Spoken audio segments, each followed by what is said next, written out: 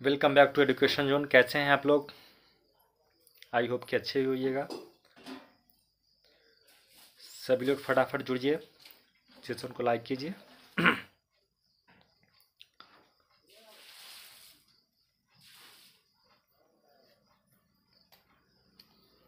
जल्दी से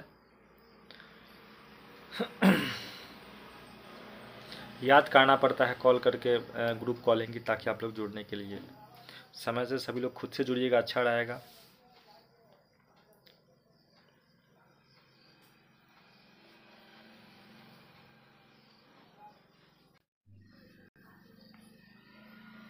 चलिए देखते हैं।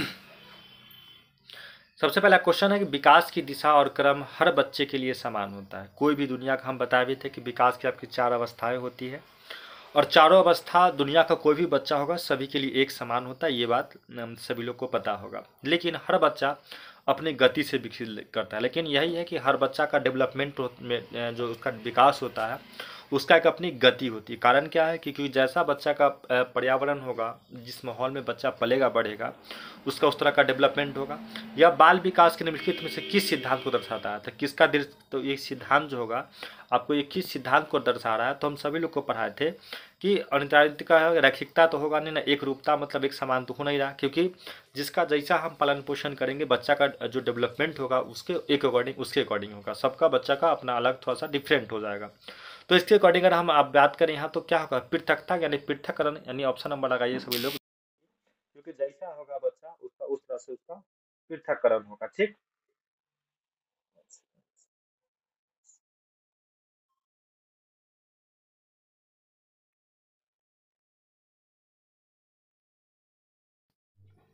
चलिए उसके बाद नेक्स्ट क्वेश्चन देखते हैं। इसका तो क्या हो गया? आपका पृथक्करण हो गया। आगे हम सेकंड क्वेश्चन की बात करते हैं। तो सेकंड क्वेश्चन आपका ये रहा है स्क्रीन पे। चलिए सभी लोग इसका रिप्लाई दीजिएगा। क्वेश्चन कह रहा है कि बच्चों और बचपन के बारे में सामान्यीकृत दावा करना कठिन है, क्योंकि इसमें बहुत बहुलता विविधता होती है। अगर किसी बच्चे पर बचपन से उस पर आप दावा कर रहे हैं कि हाँ ये करेगा, भविष्य में ये करेगा, तो ये थोड़ा सा कठिन है, लेकिन बहुत लचीलता और विविधता है। कारण ये बात सही है, क्योंकि आप देख सकते हैं कोई छोटा सा बच्चा देखे आप उसकी भविष्यवाणी तो तय कर सकते, थोड़ा सा कठिन है लेकिन आप कर सकते हैं, क्योंकि उसके विविधता का आप देख के आप बता सकते हो क्या करेगा। पहली बात। दूसरा कह रहा है कि बचपन एक सामाजिक संस्कृति की संकल्पना थी। ये बात भी सही है, किसी भी व्यक्ति का बचपना जो होता है उसके सामाजिक और सांस्कृतिक का कल्पना होता है। तो आपका यहाँ से दोनों बात सही है। तो आपका क्या लगा? ऑप्शन नंबर सभी लोग का 1 होगा। चलिए आई होप कि सभी लोग का सही भी होगा, और सभी लोग कमेंट कीजिए, ज़्यादा अच्छा लगता है। इससे पहले वाले वीडियो में देखे थे। सभी लोग फटाफट जुड़िए, जो भी जहाँ तक सेशन में लेट हो रहा है थोड़ा सा सीरियस होइए, क्योंकि एग्ज़ाम का बहुत कम दिन बचा हुआ है। तो आप लोग को इसी में समय निकाल के सभी लोग को पढ़ना होगा। कल के क्लास थोड़ा सा अब्सेंट हो जाने का रीज़न था कि बगल में कुछ पूजा फंक्शन हो रहे थे, तो साउंड का प्रॉब्लम था, तो इसी वजह से हम नहीं आ पाए थे लाइव। लेकिन आज हम सभी सामने हैं, तो थोड़ा सभी लोग कॉन्शियस होकर पढ़ाई कीजिए, ज़्यादा बेटर होगा। आइए क्वेश्चन आगे देखते हैं। नेक्स्ट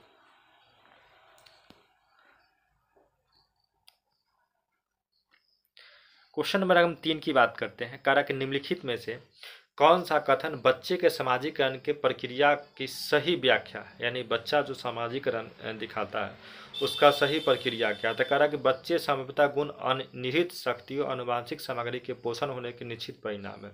तो सिर्फ अनुवांशिक नहीं, अनुवांशिक के साथ साथ वंशानुक्रम भी होता है। तो ऑप्शन नंबर 1 गलती हो गया। बच्चे को सामाजिक परिवेश के द्वारा पूरी तरह से ढाला जा सकता है, ये बात सही है कुछ हद तक। आगे पढ़ते हैं। बच्चे को विकास सिर्फ उसके भाग्य द्वारा, देखिए तो भाग्य का बात तो यहाँ करना ही नहीं है, क्योंकि बच्चा कोई भी भाग नहीं, उसके न तो अनुवांशिक की भूमिका होती है न ही परिवेश का, जो गलत है। सब हर बच्चा का डेवलपमेंट है, हम बताए थे कि जहाँ भी होगा तो अनुवांशिक और पर्यावरण हमेशा एक साथ होता है, और हमेशा वो ऑप्शन सही होता है। तो यहाँ बल दिया न बोल दिया। ऑप्शन नंबर अगर 4 की बात करते तो कह रहा है कि बच्चे का विकास आनुवांशिक और परिवेशीय कारणों का जटिल पारस्परिक प्रभाव है, यानी कि सबसे अच्छा आपका ऑप्शन नंबर डी हो गया। हम बता भी थे कि दोनों जहाँ भी होगा आपका हमेशा ऑप्शन सही जाता है। सभी लोग उसका लगाइए, क्या लगेगा ऑप्शन नंबर, तो डी लग जाएगा, लगा लीजिए बहुत अच्छी से, इसका ऑप्शन नंबर आपका डी हो जाएगा। चलिए आगे की बात करते हैं। जो भी डॉट होगा कमेंट बॉक्स में कमेंट करते रहिएगा ताकि हम वहाँ से देखें क्या है नहीं है। देख रहे हैं सभी लोग का कमेंट बॉक्स हम खोल के रखे हुए हैं, तो अगर समस्या है तो कमेंट सभी लोग कीजिए ताकि हम वहाँ से आप लोग का समस्या का समाधान भी करें।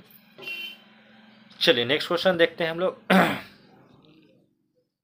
बहुत इजी क्वेश्चन है और आई होप कि सभी लोग का सही भी होगा, क्योंकि क्वेश्चन जीन प्याजे से और एक कंटेंट का क्वेश्चन है। कह रहा है प्याजे के विकास के सोपान का सिद्धांत का सही विकास क्या क्या है, यानी आप इसका डेवलपमेंट का सबसे पहले पढ़ाए थे ना, संवेगी सिद्धांत, संवेदीगामक, फिर पूर्व, फिर मूर्त और औपचारिक। ऑप्शन नंबर सभी लोग का सही होगा, इसका बी नंबर होगा। नहीं थोड़ा सा इसका इंग्लिश क्वेश्चन नहीं था हमारे पास, लेकिन नहीं होता तो सभी लोग का ज़्यादा बेटर होता, लेकिन सभी लोग का इसका ऑप्शन नंबर बी हो जाएगा। थोड़ा सा उल्टा पलटी लिख भी दिया है ताकि इसकी वजह से बच्चा फंसे, तो आप लोग समझदार हैं, फंसना तो नहीं चाहिए सभी लोगों को। चलिए आइए क्वेश्चन नंबर हम 5 की बात करते हैं। ये भी कंटेंट आपका जीन प्याजे का ही है। आज का लगभग क्वेश्चन सारा प्रीवियस ईयर का पेपर है, 2021 या 22 का है सीडीपी। तो आई होप कि सभी लोग को देखिए, कोई भी लोग एग्जाम जो दिए होंगे प्रीवियस पेपर में, तो कुछ लोग को तो पता भी होगा कि एग्जाम ये पूछा हुआ पेपर, क्योंकि अगर इससे पहले कोई आदमी दिए होंगे एग्जाम तो 2022 का पूछा हुआ क्वेश्चन है। आइए क्वेश्चन नंबर हम आगे बात करते हैं। निम्नलिखित में से कौन सा प्याजे के सिद्धांत की आलोचना का प्रस्तुत करता है, यानी कि इनके आलोचना जो किया था, आलोचना को प्रस्तुत कौन किया था, तो सभी लोग को इसके बारे में पता था। करा कि प्याजे को यह विश्वास नहीं था कि वह बच्चे बुद्धिमान होते, ये बात नहीं है। प्याजे ने पूर्व संज्ञात्मक अवस्था में बच्चे की क्षमता में कम कर आंका था और प्याजे ने बच्चों को ज्ञान की संक्रिया वाला माना था और प्याजे विकास की विषय देखिए। जीन प्याजे ने आलोचना प्रस्तुत इसलिए किया गया था कि उनको मानना था कि बच्चे जो होते हैं ना पूर्व संज्ञात्मक अवस्था में, बच्चे की क्षमता को वो उन्होंने कम आंका, और यही उनका आलोचना का सबसे बड़ा निगेटिव निकाल के बताया था। सभी लोग ऑप्शन नंबर लगा लीजिए, यहाँ से बी हो जाएगा। और ये सारा क्वेश्चन आपके प्रीवियस ईयर के पेपर के क्वेश्चन है, तो देख लीजिएगा सभी लोग यहाँ से।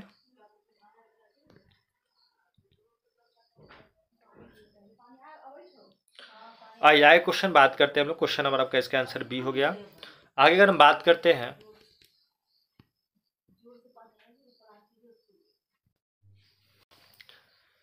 आगे बात करते हैं क्वेश्चन नंबर 5 के बाद 6 का बात करते हैं। सभी लोग का क्वेश्चन ये सभी लोग को पता भी होगा इसके बारे में, क्योंकि सारा क्वेश्चन प्रीवियस ईयर के पेपर का, और देख लीजिए एग्जाम में यही क्वेश्चन पूछे जा रहे कंटिन्यू। तो आई होप कि सभी लोग का सही भी हो रहा होगा और होना भी चाहिए और होना तय भी है। चलिए आगे आपका कोहलबर्ग कह रहा है, कोहलबर्ग के अनुसार बच्चे का नैतिक चिंतन बाहरी पुरस्कार और दंड द्वारा किस स्तर का नियंत्रण करता है। यह बात हो गया कि किस अवस्था में बच्चा जो है पुरस्कार और दंड के अकॉर्डिंग उस पर होता है। सबसे अच्छा ऑप्शन नंबर 1 लेवल 1 था ही, इसमें कुछ सोचना ही नहीं सभी लोग को, यानी कि प्री कन्वेंशनल स्टेज सबसे पहला था आपका, ये ना पूर्व पारंपरिक अवस्था।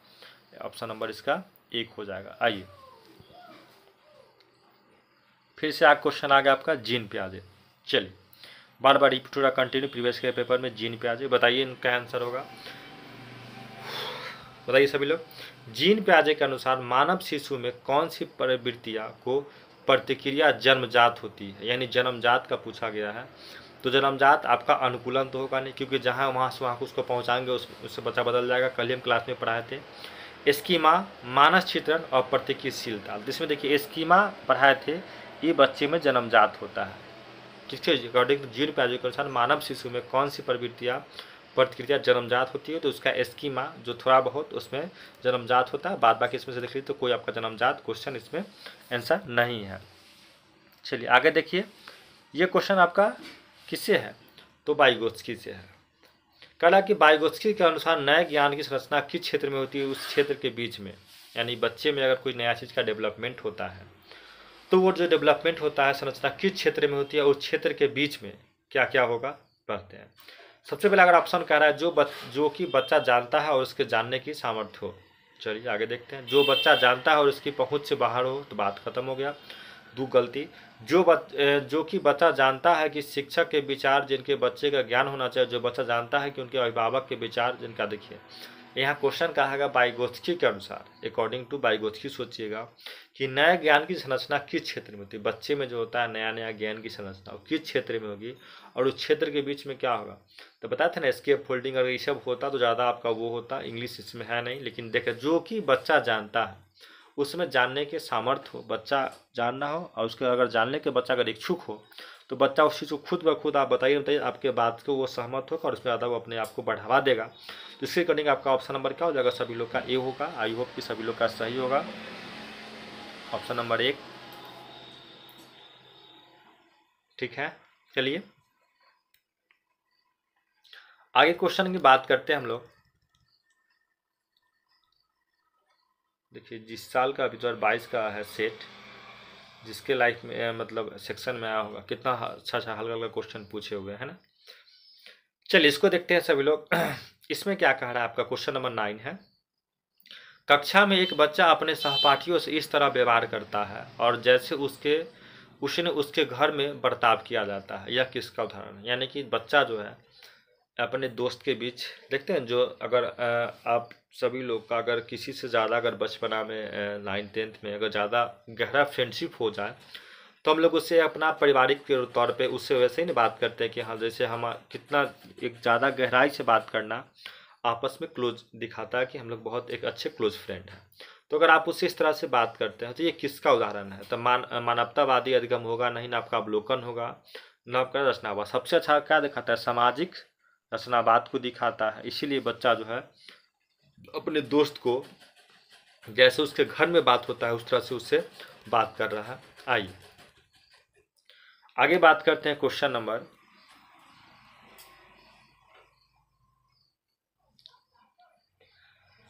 11-10। एक बालक केंद्रित कक्षा में क्या होना चाहिए। एक बाल केंद्रित शिक्षा में थोड़ा सा वो हो गया, एक बाल केंद्रित शिक्षा में क्या क्या होना चाहिए, इसमें से कौन कौन सा बात होना चाहिए उसको देखते हैं। तो बहुत से संसाधन का प्रावधान, ये बात सही कि बाल केंद्रित शिक्षा में हर चीज़ का आपका संसाधन हो जो बच्चे को हर तरह से शिक्षा दे सके, ऑप्शन नंबर 1 सही है। लचीलता समीकरण अच्छा है, सभी बच्चे में अच्छा अच्छा सहमत हो और लचीलता हो, सही बात है। पाठ पुस्तक ज्ञान का एकमात्र आधार, देखिए यहाँ से आप पकड़िएगा तो आपका यहाँ से एकमात्र जो है वो निगेटिव वर्ड हो गया। आगे बात करते हैं, करा छात्र के सक्रिय सहभागिता, ये बात भी सही है। और फिर कह रहा है एक संरचित पाठ्यक्रम की योग्यता, ये आकलन नहीं होगा। सबसे अच्छा आपका ऑप्शन इसमें देख लीजिए कि सबसे अच्छा है कि आपका इसमें एकमात्र लग गया तो ये बात खत्म हो गया आपका। तो बचा आपके पास ऑप्शन नंबर 1, 2 और 4, यानी सभी लोग का ऑप्शन नंबर 1 आया होगा। आई होप लगाइए, आगे बात करते हैं। चलिए आइए, सभी लोग को पढ़ाते हैं हार्वर्ड गार्डन के बारे में, इन्होंने बुद्धि का सिद्धांत दिया था। आई होप कि सभी लोग को पता होगा। तो उनके सिद्धांत के अनुसार करा बुद्धि एक व्यापक क्षमता है जो संचित ज्ञान और अनुभव पर निर्भर है, ये बात नहीं थे। बुद्धि को 3 प्राथमिक मानसिक क्षमता 3 भाग में तीनों बुद्धि को बांटा भी नहीं था, ये भी बात आपका गलत हो गया। फिर तीसरा बात कहा जा रहा है कि बुद्धि को विविधता स्वतंत्रता बुद्धि में विभाजित किया जा सकता है, तो ये बात भी नहीं है। चौथा कह रहा है कि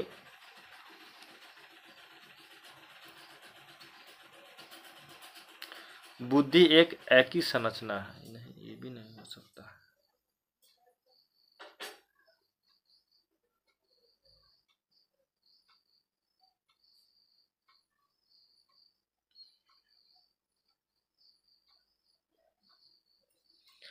बुद्धि एक व्यापक क्षमता है जो संचित ज्ञान का अनुभव निर्भर करता है, तो ये नहीं। बुद्धि 3 तो पता ही नहीं थे। एक देखिए ऑप्शन नंबर सी लगाइए सभी लोग। बुद्धि वो विविधता स्वतंत्रता और बुद्धि में विभाजित का एक अद्वितीय और जैविक आधार है, अकॉर्डिंग टू हार्वर्ड गार्डन। चलिए आगे बात करते हैं हम लोग। करा किसी शिक्षक को सीखने का मूल्यांकन सुनिश्चित करने के लिए क्या करना चाहिए। तो कह रहा कि अंकों के आधार पर विद्यार्थी में तुलना, तो तुलना करना हमेशा निगेटिव होता है, सभी लोग को ये बात बता भी दिए थे। आगे अगर बात करते हैं तुलना करने के बाद, कह रहा है फिर इसमें कि प्रत्येक पाकचे के कार्य विश्लेषण करना, उनके अवबोधन में अंतर का ज्ञात करना। तो अंतर किसी मूल्यांकन के परीक्षण केवल हाँ ना तो बात हो सकती, पेपर पेंसिल पर प्रयोग करना। तो सीखने का मूल्यांकन पेपर पे पाचके के कार्य में विश्लेषण करना और अवबोधन में अंतर ज्ञात करना। यानी पर्सनली हर बच्चा के हम बताए थे ना कि अगर आपको कंपेयर करना है तो उसके पिछले जो रिजल्ट होगा उससे अगर आप उसको कंपेयर करते हैं तो आपके ज़्यादा वो अच्छा होगा। इसलिए ऑप्शन नंबर आपका सभी लोग का हो जाएगा। तो यहाँ से लगाइए बी नंबर ऑप्शन सबसे अच्छा आपका ऑप्शन नंबर है बी।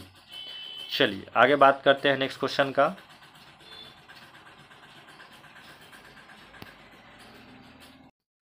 नेक्स्ट क्वेश्चन देखते हैं हम लोग। क्वेश्चन का किसी शिक्षक को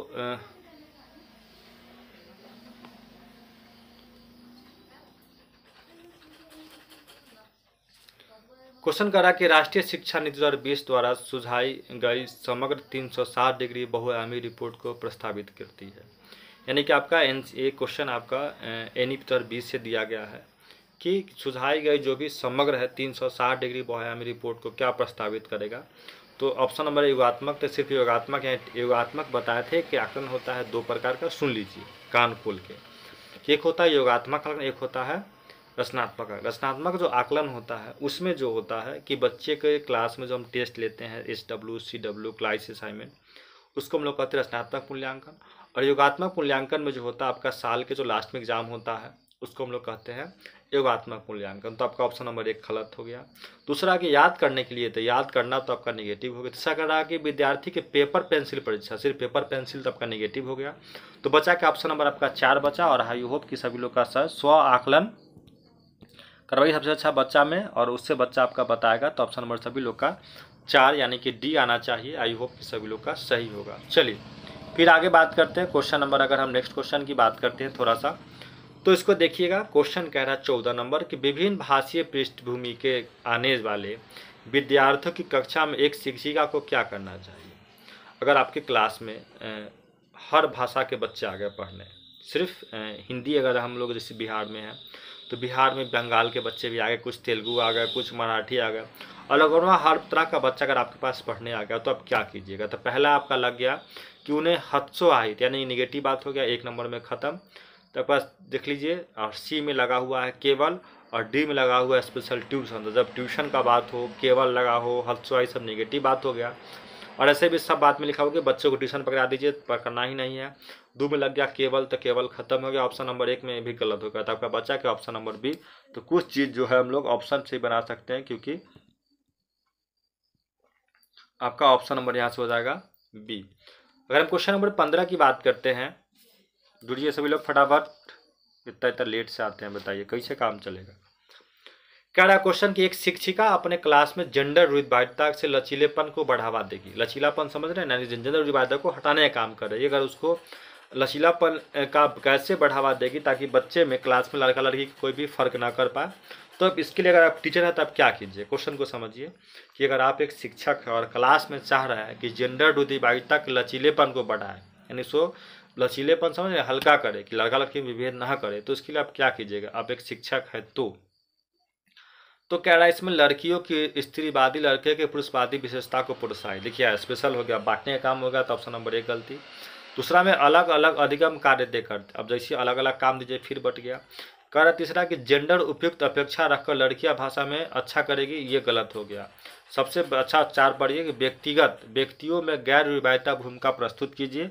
सबसे अच्छा ऑप्शन नंबर आपका 4 है कि आप जब एग्जाम्पल प्रस्तुत कीजिए कि क्या है, नहीं से बता सकते हैं ना कि हाँ जब नहीं किसी लड़का इस लाइफ में ये करेगा, लड़की भी कर सकती है। अगर ऐसा आप एग्जाम्पल्स को खूब भूमिका प्रस्तुत कीजिएगा तो आई होप कि आपके क्लास में ये जेंडर विविधता की समस्या आपके अंदर का खत्म हो जाएगा। और सभी लोग ऑप्शन नंबर 4 लगाइए। ऑप्शन नंबर डी इसका करेक्ट आंसर है। आइए आगे बात करते हैं क्वेश्चन हम लोग 16 में क्वेश्चन है कि अपनी पीढ़ी से पहले बार स्कूल जाने वाले विद्यार्थी की शिक्षा के लिए शिक्षिका को क्या करना चाहिए। अगर कोई बच्चा पहली पीढ़ी है, उसके परिवार में अभी तक हर व्यक्ति अशिक्षित है और वो बच्चा अगर सबसे पहले स्कूल आया शिक्षा के लिए, तो आप एक टीचर है तो आप क्या कीजिएगा। तो क्या बच्चा को डराइएगा, असफलता का डर पैदा कीजिएगा, या फिर उसको तनाव दबाव को काम करिएगा।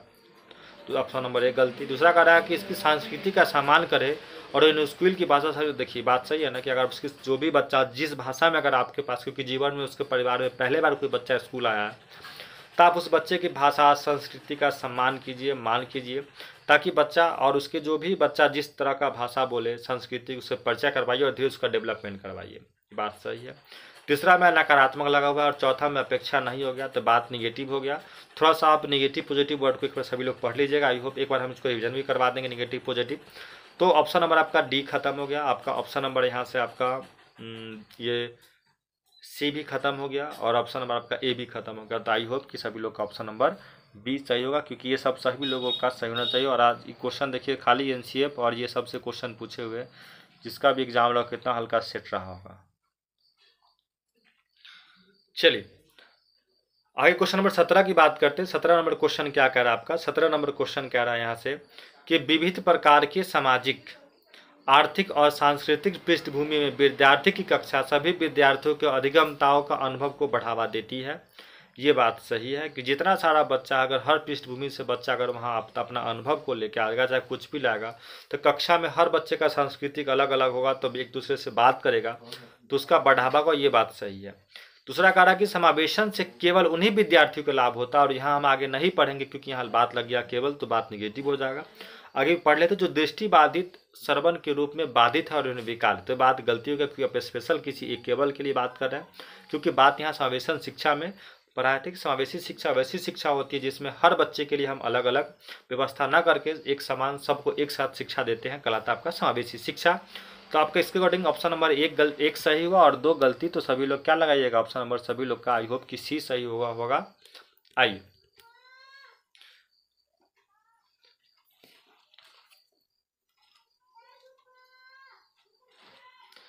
चलिए अगर क्वेश्चन नंबर 18 की बात करते हैं। कह रहा है क्वेश्चन नंबर 18 कि एक शिक्षिका को उस विद्यार्थी के लिए जो दृष्टि बाधित है के लिए क्या शिक्षा स्तरीय प्रावधान करना चाहिए? एक शिक्षक आप हैं और आपकी क्लास में कोई बच्चा है जो आँख से यानी दृष्टि बाधित है, देख नहीं सकता है, तो आप शिक्षा स्तरीय प्रावधान करने चाहिए, क्या कीजिएगा? तो पहला कार्य इसमें कि बहुत से सूक्ष्म मुद्रण संसाधनों का इस्तेमाल। सूक्ष्म इस्तेमाल होगा नहीं, क्योंकि सूक्ष्म मुद्रण से बच्चा जब देख ही नहीं पाएगा तो क्या करेगा। दूसरा कार्य आपका मौखिक संकेत का इस्तेमाल करेंगे। ये बात सही है, क्योंकि मौखिक मतलब उसको बोल बोल के संकेत, क्योंकि आँख से देख नहीं रहा, दृष्टि बाधित है, तो अगर उसको हम बोलेंगे सांकेतिक भाषा में बच्चा समझेगा, ठीक है, ताकि उनकी कल्पनाओं का अवसर मिले, और अवसर मिला हमेशा पॉजिटिव होता है। बहुत से दृश्य प्रदर्शन, दृश्य क्यों करेंगे भाई? अंधा बच्चा क्या देखेगा? और चौथा ब्लैक बोर्ड, तो अंधा बच्चा ब्लैक बोर्ड देख के क्या करेगा? तो आपका ए, सी और डी गलत हो गया। तो आपके अकॉर्डिंग आपका ऑप्शन नंबर यहाँ सही जा रहा है बी, और आई होप कि इस सब सभी लोग का सही हुआ होगा। आइए क्वेश्चन नंबर 19 की बात करते हैं। क्वेश्चन नंबर 19 कह रहा कि विद्यार्थी जिन्हें अधिगम विकार है, अधिगम यहाँ विकास नहीं विकार समझिएगा। विकार बताए थे कि किसी बच्चा में अगर कोई भी तरह का बीमारी, सुनना, पढ़ना, लिखना, लेट से पढ़ना, रात में चलना, सोना, हम आपको लगभग 20-25 टाइप के विकार पढ़ा चुके हैं। और आई होप कि और लाइव भी क्लास, पिछले वीडियो जो लोग नए जुड़े हैं तो पीछे का वीडियो रिव्यू करके देख लीजिएगा। उसमें हम पढ़ाए थे विकार के बारे में, इंसोनीमिया, डिस्लेक्सिया, फोनोमिया, बहुत सारे विकार पढ़ा चुके हैं, लगभग 15-16 टाइप। तो नॉर्मली ऐसे ही होगा। तो वही क्वेश्चन है कि सीखने के लिए निम्न में से कौन सा कक्षा संस्कृति सबसे अच्छा उपयुक्त है? तो अगर क्लास में आप पाठ चर्चा का पालन करवाना, सख्त मतलब देखिए पालन करवाना, लेकिन सख्त मतलब नियम के साथ कि ये करना ही है, तो सख्त वाला आपका बात गलती होता है। विविध शिक्षा शास्त्रीय पद्धति अपनाना, देखिए वहाँ क्वेश्चन कक्षा में सांस्कृतिक उपयुक्त ही है, और आपका ऑप्शन नंबर विविध पॉजिटिव वर्ड है, तो विविध शिक्षा अपनाइएगा, सही बात है। तीसरा कह रहा है आकलन निश्चित करना, तो ये गलत है, निश्चित तो होगा नहीं। और चौथा गलती में असहनशीलता रखना, सहनशीलता पॉजिटिव है, यहाँ असहनशीलता, तो ये बात गलत हो गया। तो आप सभी के अकॉर्डिंग इसका ऑप्शन नंबर सही होगा बी। चलिए आगे देखते हैं हम लोग क्वेश्चन 20 नंबर।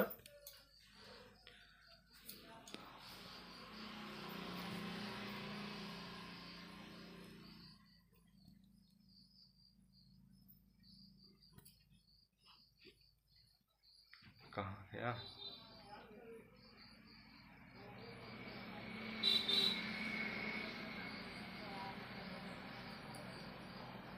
आई क्वेश्चन नंबर 20 की बात करते हैं।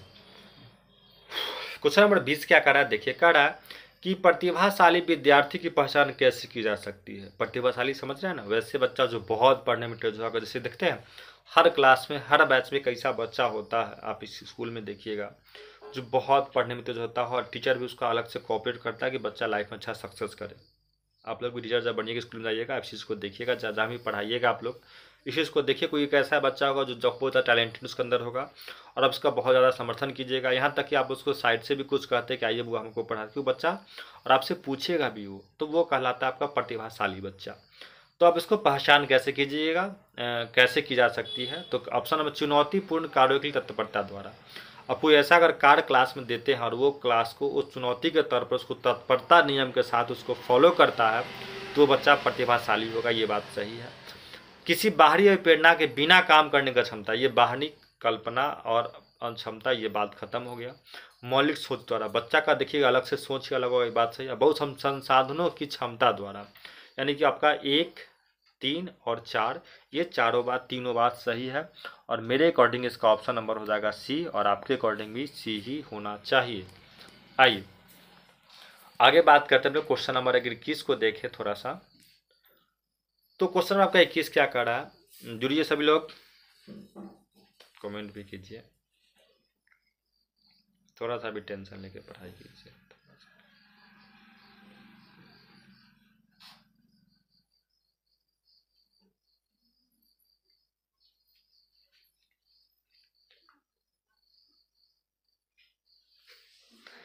चलिए ठीक है, देखिए 21 नंबर,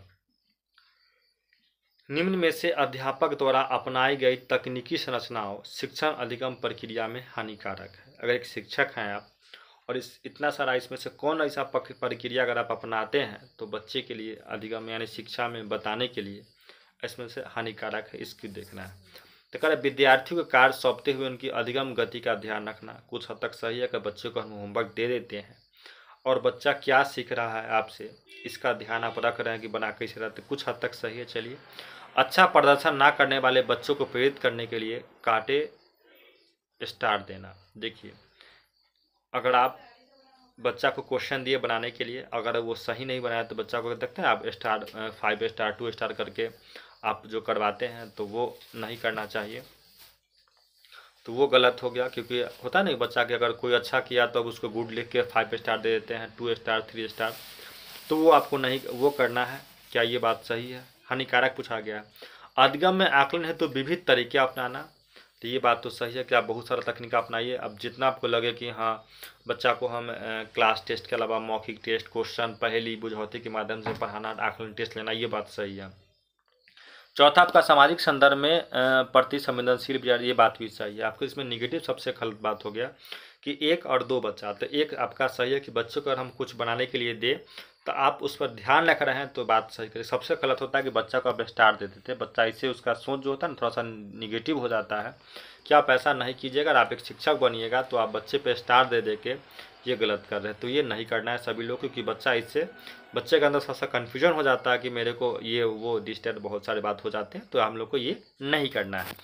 चलिए आगे बात करते हैं क्वेश्चन नंबर हम 22 की। तो आपका 22 क्या कर रहा है इसको देखिए। 22 नंबर क्वेश्चन कह रहा है आपका कि क्या कक्षा में सहज ज्ञान चिंतित को प्रोत्साहित करता है, क्या कक्षा में सहज ज्ञान चिंतन को प्रोत्साहित किया जा सकता है। सहज मतलब हल्का, बहुत अच्छा, सहज पॉजिटिव वर्ड भी है। तो यहाँ बात क्या है, प्रोत्साहित किया जाना चाहिए, यानी कि चाहिए तो हाँ बिल्कुल चाहिए। तो जहाँ जहाँ नहीं है पहले गलत हो जाएगा, तो आपका बी और डी सबसे पहले हटा दीजिए, क्योंकि सहज चिंतन को क्लास में प्रोत्साहित करना ही चाहिए, हाँ बिल्कुल करना चाहिए। तो आपका बच्चा ए और बच्चा आपका सी। तो पहले हम पढ़ते नीचे से, हाँ परंतु शिक्षक को तुरंत ही बच्चे में सही उत्तर बता दे। नहीं, क्वेश्चन पूछे नहीं बता आंसर बताए, बच्चा सोचा कहाँ, तो ये खत्म। हाँ, बच्चे का सहज ज्ञान और अनुमान उन्हें ज्ञानात्मक चिंतन के विकसित करने में सहायता करता है और सबसे अच्छा इसका ऑप्शन नंबर 1 हो जाएगा और 1 से अच्छा इसका कोई ऑप्शन नहीं होगा। तो आप लगाइए सभी लोग ऑप्शन नंबर 1। चलिए आगे बात करते हैं। अगर क्वेश्चन नंबर 23 का बात करते हैं, 23 बोले तो 23 की बात करते हैं हम लोग। क्वेश्चन नंबर 23 को देखते हैं। तो 23 कह रहा है आपका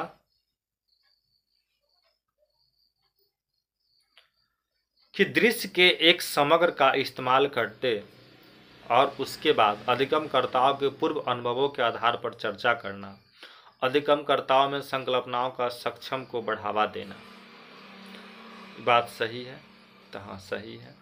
अधिगमकर्ताओं उन्हें दी गई सामग्रिक क्रियाकलाप के आधार पर मौजूद विचारों को नए विचार में जोड़ना और सक्रिय रूप से अपने ज्ञान, यानी कि आप जो बच्चा को जो भी चीज़ दिए उसको फिर अपने अनुभव में ला के बच्चा उस काम को किया, तो आपका यहाँ दोनों बात सही है और दोनों एक दूसरे का क्या है तो व्याख्या कर रहा है। तो आई होप कि सभी लोग का इसका आंसर 1 नंबर आया होगा। चलिए, बहुत इसका हल्का CDP है इस बार का। जो भी सेट जिस बच्चे के लाइफ में मतलब सेक्शन में आया होगा बहुत अच्छा स्कोर किया होगा। सारा क्वेश्चन हल्का। आगे देखते हैं हम लोग। कह रहा है बच्चे डैश तरीके से सीखते और डैश तरीके से नहीं सीखते। यहाँ एक बार पॉजिटिव एक बार नेगेटिव खोजिए। तो बच्चा जो सीखता है एक रेखीय तो हमेशा नेगेटिव बात होता है, एक नहीं सीख पाता है, निर्देश नहीं। यहाँ देख ऑप्शन नंबर 1 वर्तुलाकार, यानी बच्चा जो है वर्तुलाकार स्पाइरल कहा जाता है इंग्लिश में, यानी वर्तुकाल पॉजिटिव बात है। एक रेखीय से नहीं सीखेगा, यानी एक क्रम से कभी नहीं बच्चा सीखेगा। तो ऑप्शन नंबर सभी लोग 1 लगाइए। एक कंटेंट का क्वेश्चन हम पढ़ा भी चुके हैं, सभी लोग देख लीजिएगा वहाँ से। आइए क्वेश्चन नंबर 25 क्या कह रहा है आपका, सो देखिए 25 नंबर क्वेश्चन आपका जो कह रहा है क्वेश्चन नंबर 25 किस अधिगम हेतु एक प्रेरक वातावरण देने के लिए शिक्षक को आप पढ़ा रहे हैं, और अधिगम के लिए बच्चा को प्रेरक देने के लिए आप किस वातावरण के लिए शिक्षक को क्या करना चाहिए। सबसे विद्यार्थियों की भावनाओं पर ध्यान केंद्रित करना चाहिए, और ऑप्शन नंबर आपके 1 में लग गया उपेक्षा, तो हम इससे आगे नहीं पढ़ेंगे, निगेटिव बात लिखा हुआ है। दूसरा है कि संज्ञानात्मक पहलुओं पर ध्यान देना चाहिए और विद्यार्थी की भावनाओं की उपेक्षा, निगेटिव बात हो गया। देख रहे अपेक्षा सही होता है, उपेक्षा कंटिन्यू कर रहा है। और देख लीजिए यहाँ लग गया कोई संबंध नहीं है, यह बात गलती हो गया। और कुछ नहीं कीजिए और गई ऑप्शन नंबर C बिना पूछे समझे। यह मानना चाहिए कि भावनात्मक और संज्ञानात्मक पहलू एक दूसरे को प्रभावित करता है, ये और बात सही है। पढ़ाए थे एग्जाम्पल याद कराए थे, संज्ञानात्मक, भावनात्मक, क्रियात्मक। बच्चा सांप देखा उसके अंदर ज्ञान था तो उसके अंदर भाव आया कि सांप हमारा काट लेगा तो हम भाग जाएंगे, इसलिए बच्चा क्रियात्मक काम किया, भाग गया। तो इसके अकॉर्डिंग आपका ऑप्शन नंबर C हो गया। थोड़ा सा नेगेटिव पॉजिटिव का ख्याल रखिएगा। तो बहुत सारा क्वेश्चन आपका देखिए, अभी जितना क्वेश्चन है इसमें लगभग क्वेश्चन आपका 10 क्वेश्चन ऐसा हम बता दिए कि अभी तक हम लोग निगेटिव पॉजिटिव पर छाट रहे हैं। तो आप लोग इसको भी थोड़ा सा गौर कीजिएगा, लेकिन कब, जब बात कंटेंट का होगा तब नहीं कीजिए, क्योंकि कंटेंट जब क्वेश्चन कंटेंट का होता है तो हम लोग उसमें निगेटिव पूरी छाटे का काम नहीं करते हैं। कंटेंट का क्वेश्चन कंटेंट के आंसर के अकॉर्डिंग हम लोग को देना होता है। आगे 26 है, करने के लिए उन्हें उद्देश्य रूप में डैश के स्थान पर डैश पेश करते। देखिए अगर विद्यार्थी के सार्थक शिक्षण के उत्साहित करने के लिए, इसको अगर हम लोग को उत्साहित करना है तो उनके उद्देश्य के रूप में डैश के स्थान पर डैश, यानी क्या क्या कीजिएगा। तो सबसे अच्छा आपका लर्निंग और परफॉर्मेंस अच्छा होता है। तो असफलता तो नेगेटिव बात हो गया, तो C और D आपका हो गया। उपलब्धि हो गया आपका उपलब्धि परीक्षण आ जाता है उसमें। ऑप्शन नंबर 1 लगाइए अबोधन, यानी उनके उद्देश्य के रूप में अबोधन के स्थान पर उपलब्धि प्रेरित करना चाहिए, नहीं उपलब्धि के स्थान पर। तो अच्छा ये भी परफॉर्मेंस, पहले लर्निंग, पहले तो बच्चा सीखेगा, यानी लर्निंग यानी अबोधन, तब परफॉर्मेंस उपलब्धि। एक ठीक है, ऑप्शन नंबर 1 लगाइए। सबसे पहले बच्चा कोई भी काम जो करेगा तो उसका अबोधन कहा जाता है इंग्लिश में। थोड़ा सा हम क्वेश्चन आज इंग्लिश नहीं दे पाए हैं। इसका अबोधन मतलब होता है लर्निंग और उपलब्धि मतलब होता है परफॉर्मेंस। अच्छा करेगा तो वो बात सही है। आप सभी लोग ऑप्शन नंबर 1 लगाइएगा। आइए क्वेश्चन नंबर आपका ये आ गया 27, विद्यार्थियों के काम में त्रुटियां क्या इंगित करता है। अगर कोई बच्चा हम पढ़ाए थे और मेरे क्लास में तो बोर्ड पे भी लगा हुआ है कि विद्यार्थी जो बच्चा जितना ज़्यादा गलती करता है उतना ज़्यादा सीखता है। तो ये बात सभी लोग को पता है और पढ़े भी होइएगा। वही बात है यहाँ कि अगर कोई बच्चा गलती करता है तो इसका मतलब क्या है, बच्चा सीख रहा है।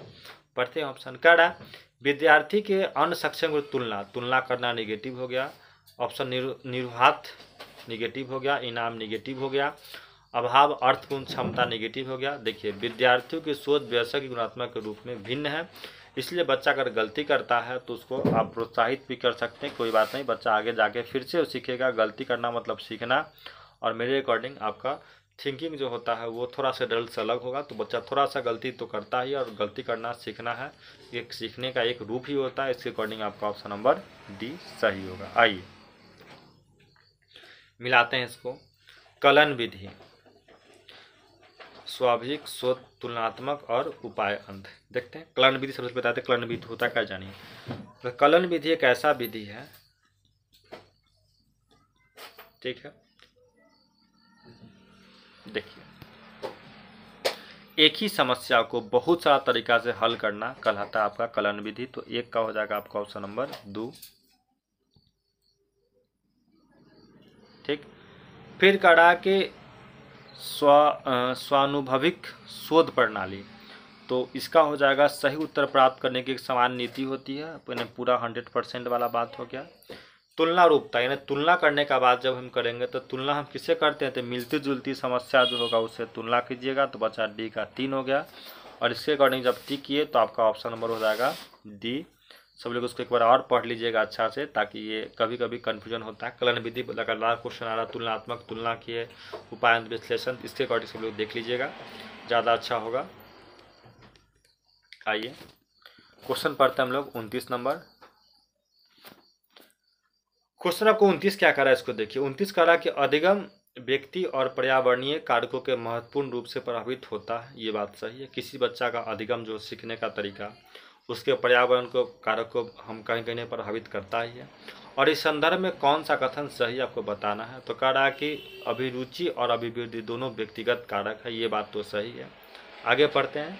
कक्षाई शिक्षा छात्र और अवधान दोनों व्यक्ति, अवधान नेगेटिव वर्ड है। रुचि और समुदाय दोनों पर्यावरण, देखिए रुचि अलग है और समुदाय पर्यावरण का, लेकिन रुचि जो है वो पर्यावरण कारक नहीं है। चौथा कारक उम्र और विद्यार्थी दोनों, तो ये बात भी गलत हो गया। तो आपका ऑप्शन नंबर हो गया 1 नंबर कि आपका जो एप्टीट्यूड यानी कि अभिरुचि और अभिवृद्धि, ठीक, ये दोनों जो है एक व्यक्तिगत कारक है। और इसके अकॉर्डिंग आपका ऑप्शन नंबर सभी लोग लगाइए 1 नंबर, और सभी लोग का सही होगा। आइए आगे क्वेश्चन बात करते हैं 30 नंबर का। लास्ट क्वेश्चन है। एक सामाजिक रचनावादी परीक्षण का अधिगम हो गया। देखिए सामाजिक का बात हो रहा है तो नीचे से पढ़िएगा। तो लग गया केवल, क्योंकि हमको दूर से देखा था हम इसलिए बोले, तो केवल लगा हुआ है, इसको काट हटाइए, बात खत्म। बचा ऊपर से आपका 3। पढ़ते हैं। शिक्षण द्वारा विद्यार्थी को प्रसारित किया चाहिए। देखिए प्रसारित आपका नेगेटिव है, प्रोत्साहित होता है। विद्यार्थी द्वारा स्वतंत्र रूप से खोजा जाता है और विद्यार्थी की मदद से विद्यार्थी द्वारा, देखिए अगर विद्यार्थी द्वारा खोजा गया, देखिए बी और सी सभी लोग का फंस जाएगा। यह कह रहा है कि विद्यार्थी द्वारा स्वतंत्र रूप से खोजा जाता है। और चौथा कह रहा है सी नंबर की विद्यार्थी की मदद से, विद्यार्थी के द्वारा, बच्चे अपने ग्रुप में खुद से किसी चीज़ को खोजना सबसे अच्छा सामाजिक रचनावादी का अधिगम का ज्ञान का दिखाता है। और मेरे अकॉर्डिंग सभी लोग इसको लगाइए, ऑप्शन नंबर सी सबसे अच्छा उदाहरण है और इससे अच्छा कोई ऑप्शन नहीं होगा। आई होप कि सभी लोग का बहुत सारा क्वेश्चन आज सही होगा, क्योंकि इसमें आज हम देखें कि लगभग 10 क्वेश्चन ऐसे थे जो पूरा का पूरा आपका बेसिक ट्रिक से जो था निगेटिव पॉजिटिव वर्ड से छाटा गया था। कुछ क्वेश्चन आपका जीन पियाजे क्वेश्चन था, तो सबसे था, बाइगोस्की था, कुछ तो सभी से मिला जुला के था। कुछ बुद्धि से क्वेश्चन था, कुछ NCF था, कुछ NEP से था। तो इस तरह से सभी लोग का अभ्यास कीजिए। अब लगता है कि सभी लोग का ये पेडागोजी सही हो जा रहा होगा। थोड़ा सा हम लोग को दीजिए, भेजिए सभी लोग, कितना लोग जुड़े हुए हैं। कुछ लोग का आना जाना लगा हुआ है, ऐसे ही करते रहिए। एग्जाम रिजल्ट ऐसे ही आना जाना लगा हुआ रहेगा। जिनका जितना सही होगा फटाफट थोड़ा सा फीडबैक दे दीजिए, हम देख लेते हैं किनका कितना होगा, ज़्यादा अच्छा होगा।